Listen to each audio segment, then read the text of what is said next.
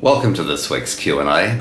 We've got a really interesting question from one of our viewers in Hong Kong this week, and this person asked about how to use offset accounts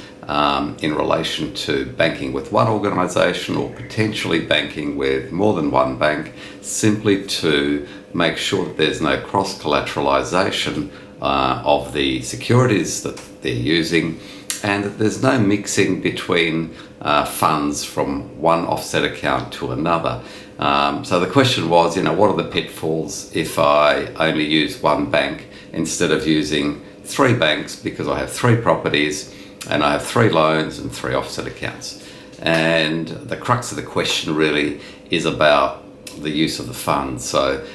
this particular viewer is looking to potentially move back to Australia in a year or so and wants to move into one of the properties and make that, which is currently an investment property, into her principal place of residence. And if that were to occur, obviously, if there were spare funds available, she would like to place those into an offset account against that particular loan so that she's not paying any non-deductible interest. Now,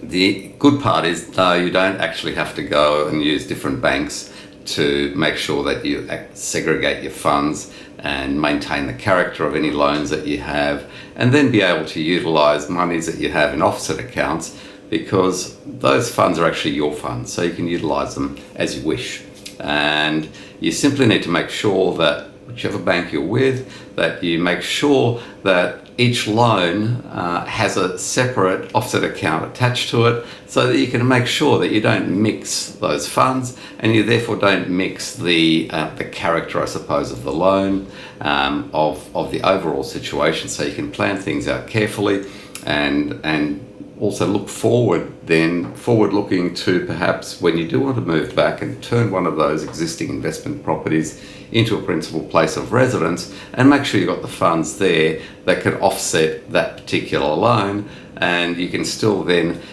take the monies from the offset accounts in your other investment properties and make sure that you have as much interest cover, if you like, as possible in those particular loans, because you are going to be able to deduct those from a taxation viewpoint, because you're earning assessable income through the rental from those properties. So look, if you found this of interest, then please subscribe to our YouTube channel and click like. And if you need any help with your own situation, you may be in a similar situation yourself, then please don't hesitate to reach out. Email us or call us and we'll have somebody contact you, and I'll see you at next week's Q&A. I'm Andrew Unterweger.